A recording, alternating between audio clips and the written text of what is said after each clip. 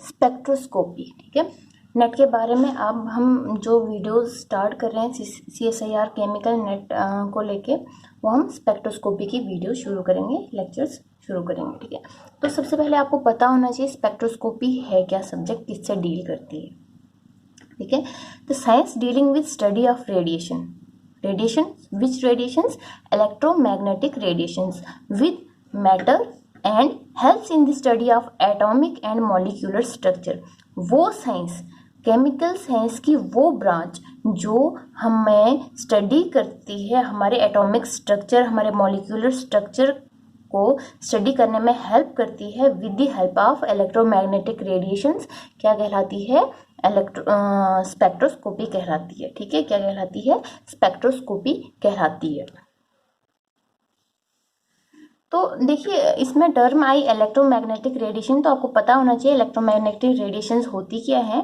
ठीक है, ये कुछ वेव्स होती हैं। ठीक है, जैसे कि रेडियो वेव्स है, माइक्रोवेव, इंफ्रारेड वेव हैं, visible waves, ultraviolet waves, X-rays and gamma rays. ठीक है, तो ये क्या है? ये सारी क्या है? इलेक्ट्रोमैग्नेटिक रेडिएशंस है। इनकी अपनी अपनी इंटेंसिटी, अपनी अपनी फ्रीक्वेंसी होती है, अपना अपना वेवलेंथ होता है। ठीक है, तो ये जो मैंने यहाँ पे बताया ये सीक्वेंस में है। ऐसा नहीं है कि आप पहले रेडियो वेव्स ही लेंगे और अल्ट्रावायलेट वेव्स उसके बाद नहीं ले सकेंगे। आप ले सकते हैं, लेकिन अगर आप इसी पैटर्न में रखेंगे तो आपको क्या होगा? इजीली ध्यान रहेगा कि इसकी वेवलेंथ कहाँ से कहाँ की ओर इंक्रीज या डिक्रीज कर रही है, या फिर फ्रिक्वेंसी कहाँ से कहाँ की ओर चेंज कर रही है।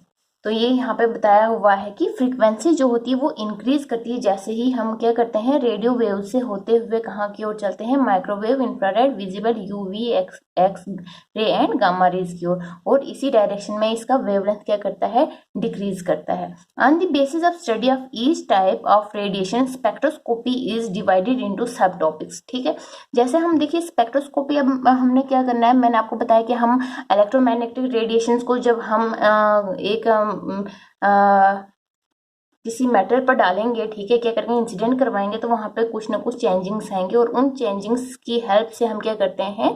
हम एटॉमिक स्ट्रक्चर या फिर उसके लेंथ, एंगल्स वगैरह जो भी अब हमने देखना है वो देखते हैं। तो हम कौन सी रेडिएशन यूज करेंगे उसकी बेसिस पे हमें स्पेक्ट्रोस्कोपी में सब टॉपिक्स दिए जाते हैं। ठीक है, हम इजीली इसको हम क्या करते हैं? क्लासीफाई करते हैं इजीली जानने के लिए। तो वैसे जैसे अगर हम रेडियो वेव्स को ले रहे हैं as a source of radiation, तो कौन सी स्पेक्ट्रोस्कोपी का टॉपिक कहलाएगा? वैसे माइक्रोवेव्स जब हम लेंगे तो क्या नाम से हम उसको जानेंगे? तो जैसे हमारे पास है यहाँ पे rotational spectroscopy, vibrational spectroscopy, rotational vibrational spectroscopy, Raman spectroscopy. उसके बाद आपके पास आता है NMR, EPR को आप ESR के नाम से भी जान सकते हैं। फिर आता है मॉस स्पेक्ट्रोस्कोपी, मॉसबेयर स्पेक्ट्रोस्कोपी। ठीक है, देखिए स्पेक्ट्रोस्कोपी जो है वो आप 3 जो मेजर ब्रांचेस हैं आपकी केमिस्ट्री की, फिजिकल, ऑर्गेनिक एंड इनऑर्गेनिक के बेसिस पर भी डिवाइड कर सकते हैं। ठीक है, और simply on the basis of use of radiation के बेसिस पे भी आप इसको डिवाइड कर सकते हैं। ठीक है, तो ये आपको सब टॉपिक्स पता होना चाहिए। रोटेशनल में हम कौन सी इलेक्ट्रोमैग्नेटिक वेव यूज कर रहे हैं, वाइब्रेशन में कौन सी, सबका पता आपको होना चाहिए। अगर नहीं है तो आप वीडियोस में जान जाएंगे आगे जाके। फिर देखिए होता क्या, हमने एक एटम लिया, ठीक है, उस पर हमने क्या किया? उस पर हमने इंसिडेंट करवाई कोई रेडिएशन। ठीक है, एटम में इलेक्ट्रॉन्स होते हैं, वो क्या करेंगे? एब्जॉर्ब करेंगे। ठीक है, वो क्या करेंगे? एब्जॉर्ब करेंगे रेडिएशंस को, और उनके इलेक्ट्रॉन्स में क्या होगी? एनर्जी आ जाएगी, और वो क्या करेंगे? उस एक्सेस एनर्जी को लेके एक्साइट हो गए, अपर लेवल पे जाएंगे। ठीक है, तो वहां पे क्या होगी? एब्जॉर्प्शन ऑफ रेडिएशन होगी। ठीक है, पर वो ज्यादा देर के लिए वहां पे नहीं रह पाएगा, अपर लेवल पे नहीं रह पाएगा आपका इलेक्ट्रॉन, और वापस आ जाएगा। ठीक है, तो एटम ने एब्जॉर्प्शन शो करी, तो उस वाले स्पेक्ट्रा को, उस वाले स्पेक्ट्रोस्कोपी को हम कहेंगे एटॉमिक स्पेक्ट्रोस्कोपी। फिर आपके पास मॉलिक्यूल्स भी होते हैं कंपाउंड में। मॉलिक्यूल अगर एब्जॉर्ब कर रहा है आपके रेडिएशन को, तो हम वहां पे क्या होगा? आपके मॉलिक्यूल में बहुत सी एनर्जी लेवल्स होती हैं, इलेक्ट्रॉनिक एनर्जी लेवल्स होती हैं। ठीक है, उन इलेक्ट्रॉनिक एनर्जी लेवल्स के अंदर होती हैं रोटेशनल एनर्जी लेवल और वाइब्रेशनल एनर्जी लेवल। ठीक है, तो जब हम मॉलिक्यूलर लेवल पे एब्जॉर्प्शन करवाते हैं आपके इलेक्ट्रोमैग्नेटिक रेडिएशन की, तो वहाँ पे क्या होता है कि आपके जो इलेक्ट्रॉन है वो रोटेट भी कर रहे होते हैं, या फिर रोटेट के साथ साथ वाइब्रेट भी कर रहे होते हैं, या फिर सिर्फ क्या करेंगे, वाइब्रेट करेंगे। तो ये डिपेंड करता है कि रोटेट करना है, वाइब्रेट करना है, या साथ में दोनों चीजें उसने करनी है, फिर उसके बाद एक्साइट करना है, ठीक है, खुद को। तो ये डिपेंड करता है आपकी टाइप ऑफ रेडिएशन पे, ठीक है।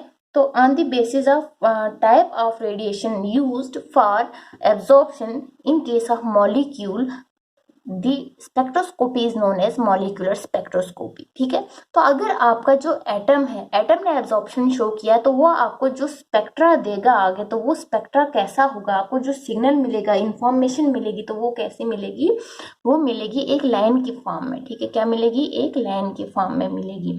लेकिन अगर आपके मॉलिक्यूल ने वहां पे एब्जॉर्प्शन शो करी है, तो आपका मॉलिक्यूल जो आपको इंफॉर्मेशन देगा, जो सिग्नल देगा, वो होगा in the form of a band, in the form of a band.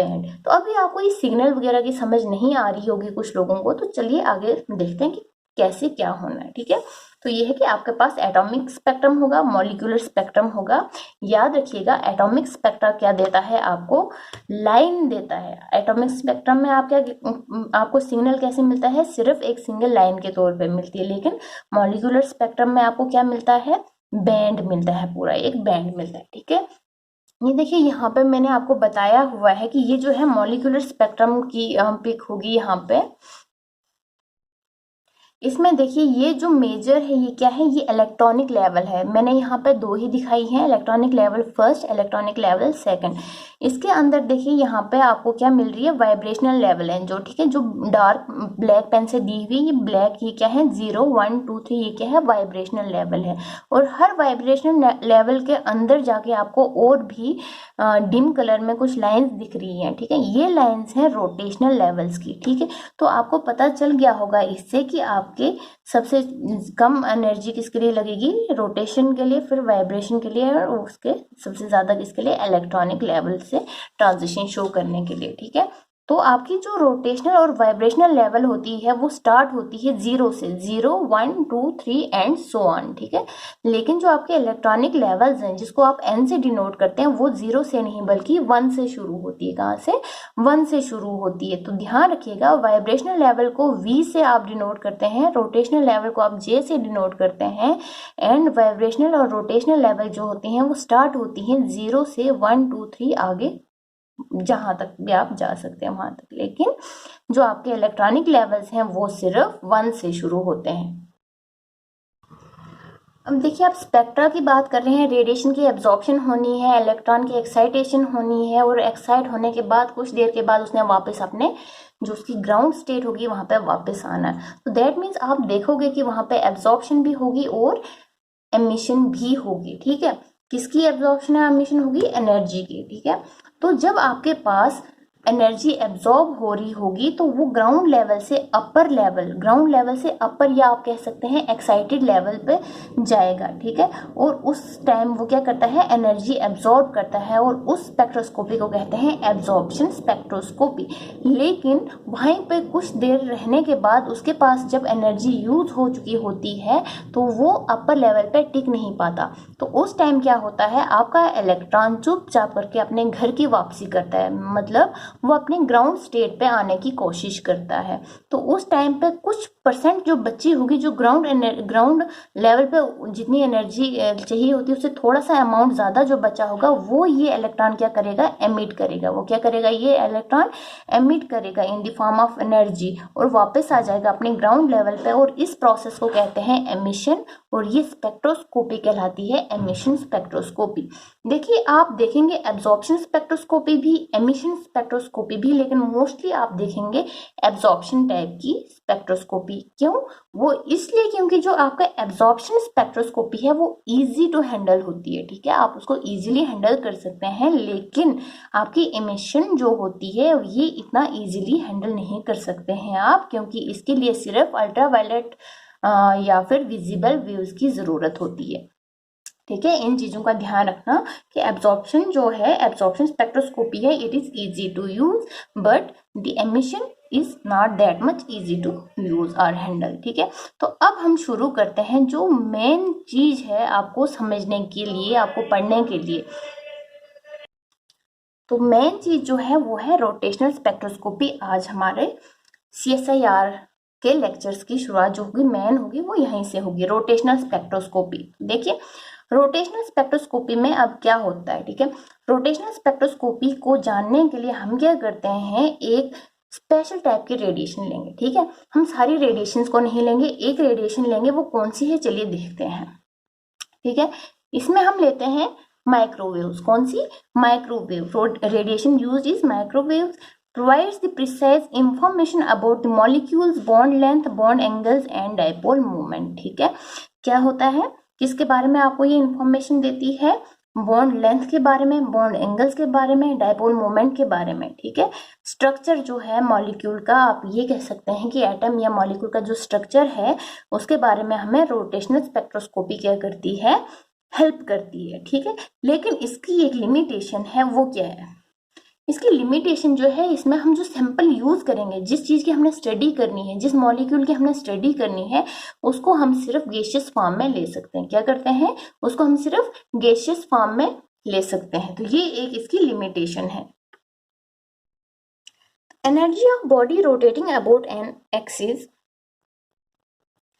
मान लीजिए आपके पास एक कोई भी एटम है। ठीक है, कोई भी एटम है, मान लीजिए ये एटम है, तो ये क्या कर रहा है, इसको जब आपने यहाँ से सोर्स दिया, कोई एनर्जी रेडिएशन दी यहाँ से, तो ये क्या करेगा, इसकी कोई प्रिंसिपल एक्सिस होगी, ये यहाँ पे क्या करेगा, रोटेट करेगा। ठीक है, क्या करेगा, रोटेट करेगा। तो अब यहाँ पे क्या हो रहा है, रोटेशन हो रहा है। तो इस रोटेशन के दौरान इसको क्या लगेगी, इस एटम को रोटेट करने में या ये मॉलिक्यूल को रोटेट करने में क्या लगेगा, एनर्जी लगेगी। तो वो एनर्जी हम कैसे निकालते हैं, 1/2I ओमेगा स्क्वायर। ये I क्या है, ओमेगा स्क्वायर क्या है, देखिए I जो है ये मोमेंट ऑफ इनर्शिया है and this omega is the angular velocity. क्या है ये, एंगुलर वेलोसिटी। तो आप कह सकते हैं कि अगर आपको रोटेशनल स्पेक्ट्रोस्कोपी समझनी है तो आपको इनर्शिया जो है, मोमेंट ऑफ इनर्शिया जो है, इसके बारे में पहले समझना पड़ेगा कि मोमेंट ऑफ इनर्शिया जो है ये क्या है और कैसे निकालना। हम इतना डीप नहीं जाएंगे मोमेंट ऑफ इनर्शिया में, हम सिर्फ फार्मूला आपको यहाँ पे दिखाएंगे निकालना। ठीक है, मॉलिक्यूल्स को लेके कैसे हम निकालेंगे मोमेंट ऑफ इनर्शिया, और फिर हम आगे बढ़ेंगे। देखिए जब हम मोमेंट ऑफ इनर्शिया के बारे में जानने की कोशिश करेंगे तो हमें क्या दिखेगा कि हमारे जो मॉलिक्यूल्स हैं उनको हम क्लासिफाई कर सकते हैं on the basis of moment of inertia. ठीक है, तो मोमेंट ऑफ इनर्शिया के बेसिस पे हम कैसे क्लासिफाई करेंगे आपके मॉलिक्यूल्स के, वो हम आगे देखते हैं। वी चूज, देखिए इससे पहले, चूज करने से पहले आपको मैं बता दूं, आपके पास क्या है, आपके पास जब आप रोटेट करेंगे किसी भी चीज को, एग्जाम्पल के तौर पे मैंने यहाँ पे H2O मॉलिक्यूल लिया। ठीक है, H2O मॉलिक्यूल में देखिए यहाँ पे, अब मैंने आपको क्या बताया, इसकी बेंड शेप है और इसके एक्सिस यहाँ पे शो हो रहे हैं, X axis, Y axis, Z axis. अगर आप चाहो तो इसको नाम दे सकते हो A, B एंड C। अब क्या करेगा, अब आपको पता होना चाहिए कि हम इसको किस एक्सिस पे रोटेट कर रहे हैं। देखिए यहाँ पे आपको अपनी इमेजिनेशन पावर जो है काफ़ी स्ट्रांग रखनी है कि आप कैसे इसको रोटेट करवा रहे हो सकता है आप इसको वाई एक्सिस पे, जिसको मैंने B नाम दिया, वहाँ पे उसे कांस्टेंट रख के रोटेट करवाओगे, या जेड एक्सिस को विद रेफरेंस रख के रोटेट करवाओगे, या फिर एक्स एक्सिस से रोटेट करवाओगे। ठीक है, तो अब यहाँ पे हम क्या करेंगे, हम यहाँ पे एक कोई एक्सिस है उसको हम क्या करेंगे, चूज करेंगे एज ए मेजर, बाकियों को हम क्या करेंगे, एज ए माइनर चूज करेंगे। देखिए, we choose C axis about which I has its maximum value and another axis A which about which I has minimum value. ठीक है, axis A and C are perpendicular. ठीक है, और क्या होती है, परपेंडिकुलर होती है ये एक्सिस, इतना तो आपको पता होगा। Molecules can be divided into 3 categories on the basis of value of I। ठीक है, मोमेंट ऑफ इनर्शिया। ठीक है, अब हम क्या कहेंगे, हमने कहा कि हम कुछ ये जो इनर्शिया लेंगे, इसमें किसी एक को हम क्या करेंगे, मैक्सिमम चूज करेंगे, और बाकी जो बचेगा उसको हम क्या कहते हैं, मिनिमम चूज करते हैं। तो इसकी बेसिस पे आपके पास जो होते हैं मेन जो है 3 टाइप के मॉलिक्यूल्स आते हैं। कुछ होते हैं spherical top molecule, symmetrical molecule, non symmetrical molecule. ठीक है, जो स्फेरिकल टॉप मॉलिक्यूल आते हैं, देखिए इसमें जैसे आते हैं आपका टेट्राहेड्रल, ऑक्टाहेड्रल, ठीक है, उस टाइप के मॉलिक्यूल्स इसमें आते हैं। फिर आपके पास सिमेट्रिकल मॉलिक्यूल आते हैं, इसके तो नाम से ही पता चलता है कि सिमेट्री है, आप इसको इक्वली डिवाइड कर सकते हो। एंड नॉन सिमेट्रिकल मॉलिक्यूल जिनकी कोई सिमेट्री नहीं होती है। ठीक है, उसके बाद आपका जो सिमेट्रिकल मॉलिक्यूल है ये आगे 3 टाइप का होता है, ओबलेट, प्रोलेट एंड लीनियर।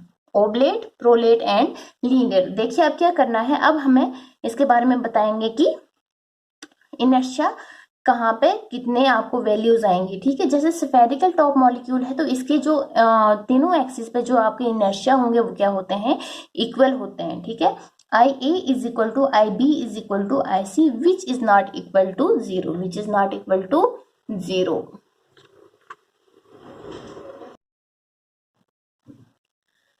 उसके बाद आपके पास जो ओबलेट होते हैं, ठीक है, इसमें क्या होता है, ओबलेट का छोड़ो, इसमें क्या होता है, एक होता है लीनियर, बाकी होते हैं नॉन लीनियर। ठीक है, नॉन लीनियर में ओबलेट एंड प्रोलेट आता है और नॉन स्फेरिकल में सिंपली आता है। ठीक है, अब ओबलेट जो है वो डिस्क शेप को हमने नाम दिया है और प्रोलेट जो है ये रग्बी बॉल की शेप का होता है। ठीक है, डिस्क शेप रग्बी बॉल के शेप का जैसा, और दूसरा लीनियर।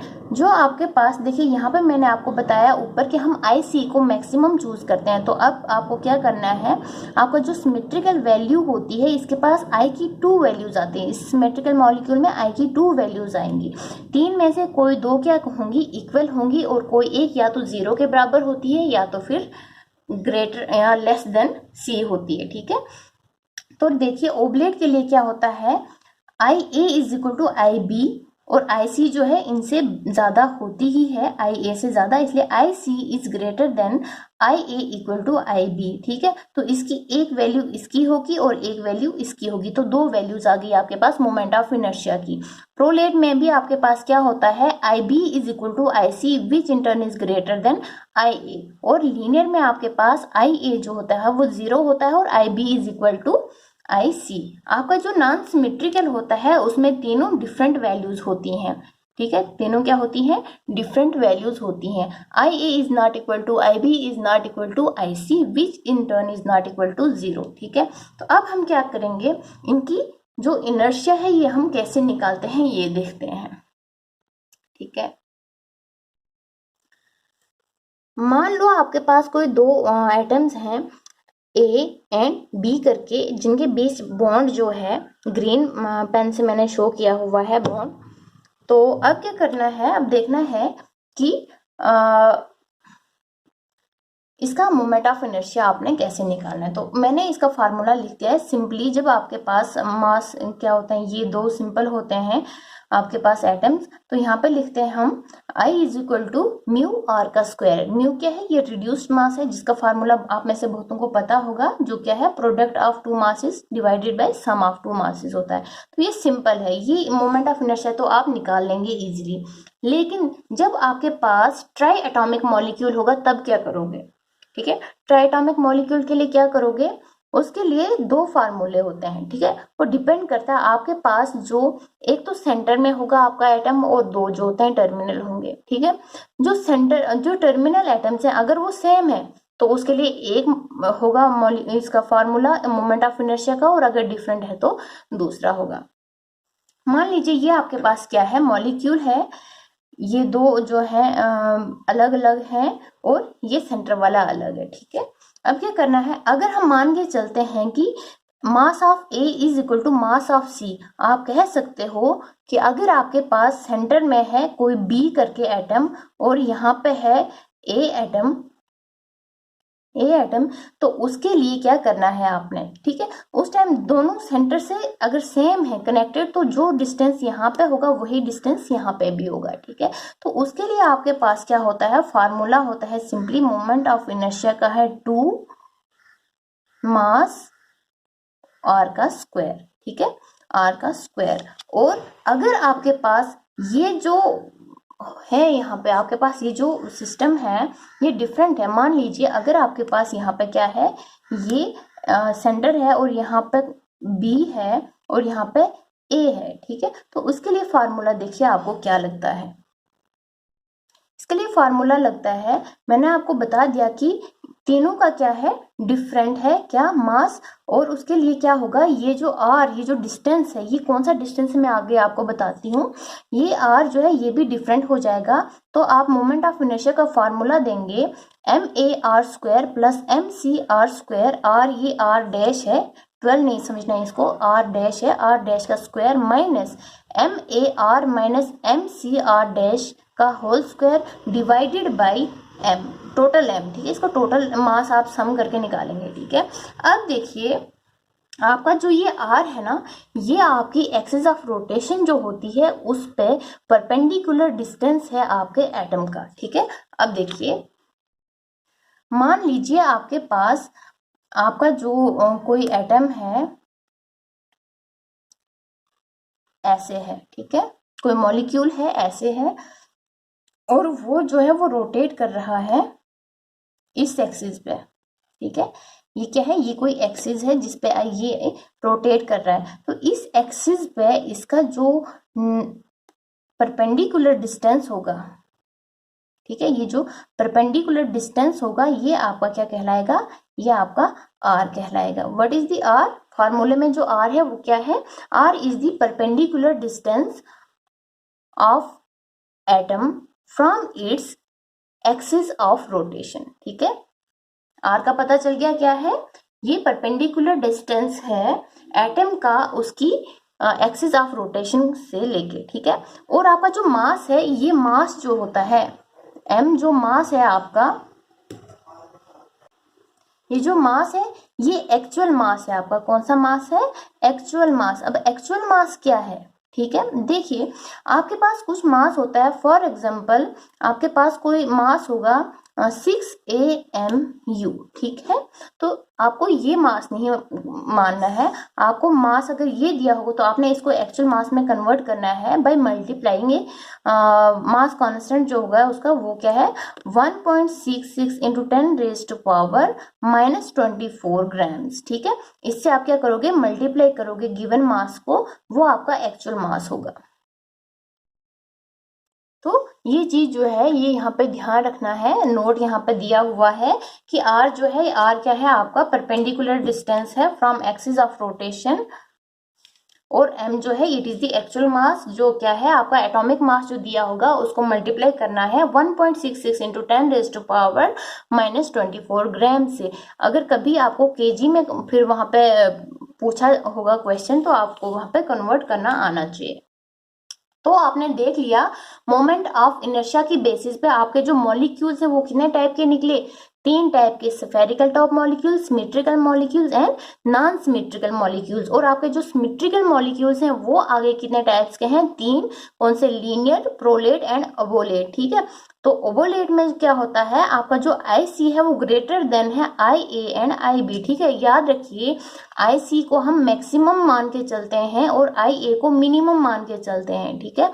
तो आपका जो ओवोलेट है उसमें IC जो है वो ग्रेटर देन है IA = IB से, मीन्स जो मिनिमम वैल्यू है वो दो टाइप की एक्सिस की मिनिमम होगी, ठीक है। लेकिन जब आपके प्रोलेट की बात होगी वहां पे जो मैक्सिमम वैल्यू है वो 2 एक्सिस की होगी, ठीक है। 2 एक्सिस की वैल्यू क्या होगी, मैक्सिमम होगी, क्योंकि C क्या है वो मैक्सिमम वैल्यू है, और वो B की जो होगी वो भी उतनी ही होगी जितनी IC की है, ठीक है। तो इससे आपको पता चलता है कि कौन सा मॉलिक्यूल आपको कितनी values of moment of inertia देता है। स्फेरिकल टॉप मॉलिक्यूल जो है ये आपको कितना देगा, 1 वैल्यू देगा। 1 वैल्यू क्यों देगा, क्योंकि सबकी सेम है तो 1 वैल्यू देगा। आपका ओब्लेट जो है वो 2 देगा, एक IC की बाकी इसकी, प्रोलेट भी 2 देगा, IB एंड IC की 1, IA की 1। उसके बाद आपका जो लीनियर है ये भी 2 देगा, IA की तो 2 मतलब गिनने के लिए 2, अदरवाइज वो तो 0 है, उसको आप मान के नहीं चलोगे। बाकी क्या बचेगा आपके पास, IB = IC, that means 1 value of moment of inertia. Non symmetrical molecules आपको देता है 3 वैल्यूज, क्योंकि ये तीनों क्या है, डिफरेंट है। तो आज के लिए रोटेशनल स्पेक्ट्रोस्कोपी की शुरुआत, और नेक्स्ट वीडियो में हम क्या करेंगे, एनर्जी कैसे कैलकुलेट करते हैं उसके बारे में पढ़ेंगे।